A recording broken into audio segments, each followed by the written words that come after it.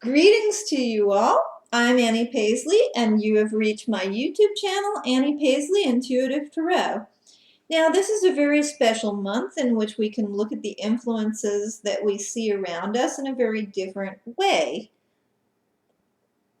In many traditions, the end of October and the beginning of November mark a time in which we honor our ancestors. Today, I shall be drawing 4 cards from 4 different decks for the sign of Aquarius. So for you, those of you that were born with the sun in Aquarius, you can follow this. Also, if your moon or rising sign falls in Aquarius, you may want to follow this reading. So let's begin. We're going to begin with the deck, the Tarot of a Moon Garden. Very, very colorful, fanciful deck here.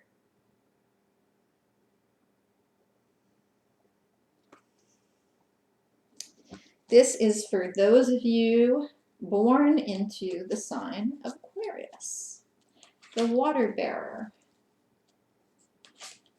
Okay, water bearers, this one's for you.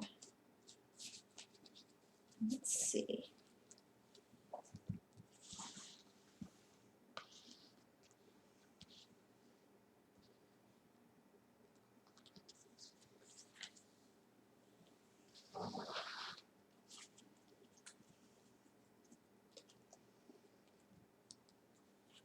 Okay, Aquarius, your card is the 7 of Cups. Please take a good look at that there. Okay, so let's talk about the 7 of Cups. What I'm seeing for you guys is that you are, you're a very imaginative sign, and you like having many possibilities in your life. You don't like having like 1 or 2 things. You like having a whole plethora of things that you could interest yourself in. Now, emotionally, this would mean that you're kind of spreading yourself a little bit thin, perhaps, because you may need to look at what it is that you really do want in this situation. You could have a number of different things, but what you really want, what's really going to do something, which really is going to manifest for you and be a dream that can be realized, is what you need to see. So there you have, and emotionally invest yourself as you will. There you have your 7 of Cups.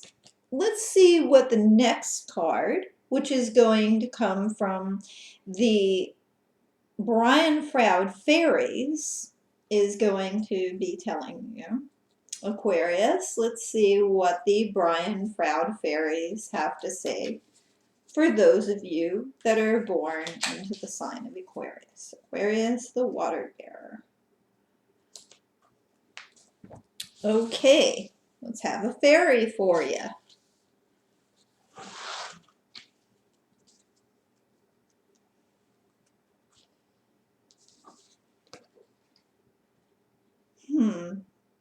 Your fairy is Epona, the wild daughter. Now, I want to talk to you about Epona. She's not a very easy fairy, okay? She is going into some deep-rooted stuff for you to pull it out. She's a healer fairy, but she brings up your pain.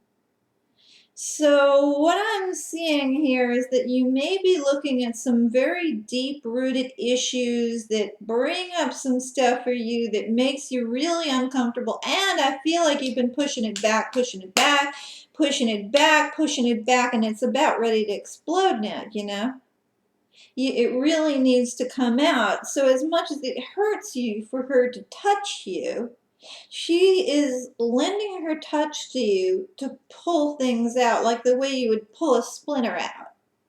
So go ahead and let this transition happen to you, where something touches you to the point of where it feels painful, and let it be pulled out from you.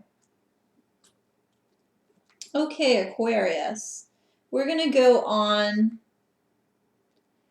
to the Eros Oracle. This is about love and romance for you.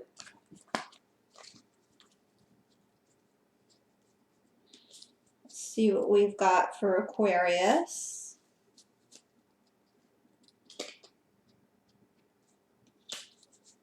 Aquarius. Aquarius. There we go. Aquarius. Aquarius, love and romance for Aquarius.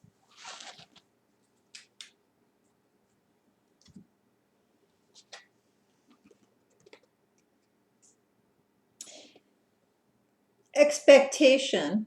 This has been coming up a bit. Expectation. Okay, so what do I see in this card of expectation for you? I think your expectations actually, you single Aquarians, your expectations are a bit high.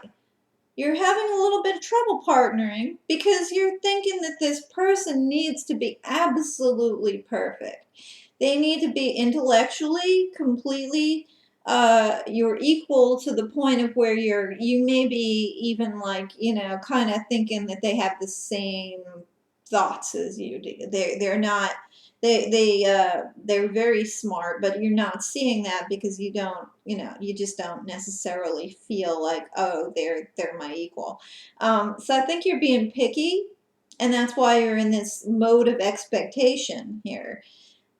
You may need to be expecting a little bit less and just receiving what is.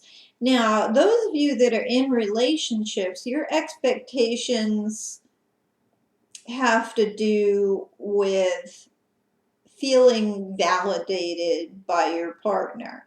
You may be feeling like there are certain things about yourself that are not actually being recognized or validated by your partner, so you're kind of waiting for that to happen.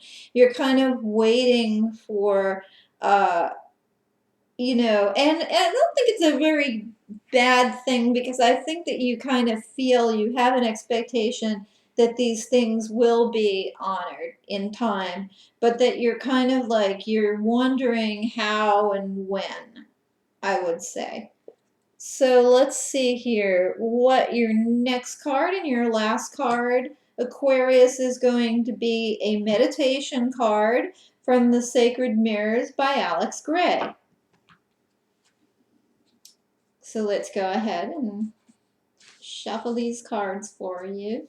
This is for those of you born in the sign of Aquarius, the water bearer. The water.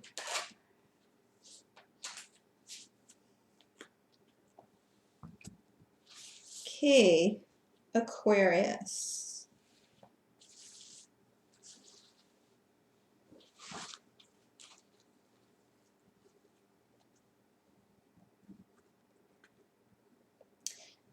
So this is going to be somewhat of a controversial card for some of you. This is Christ. And I'm going to read you the meditation of this card.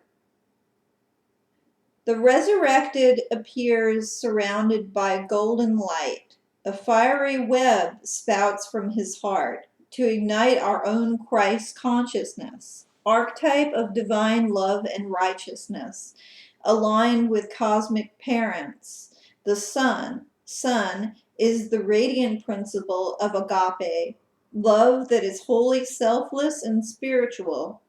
A Western bodhisattva who realized and activated the essential truth. We are the world made flesh, or we are the Word made flesh. A direct channel for the love and healing energy of God. I am the light of the world. 2 angels are present. Gabriel holds a book of the Trinity. Michael exhibits the compassion that subdues evil, but does not kill it. Whirling, interlocking trines, stars of David, pointing to Christ's mystical origins, the primal unity of heaven and earth, the divine Father, Mother, and Son. Reflection is healing.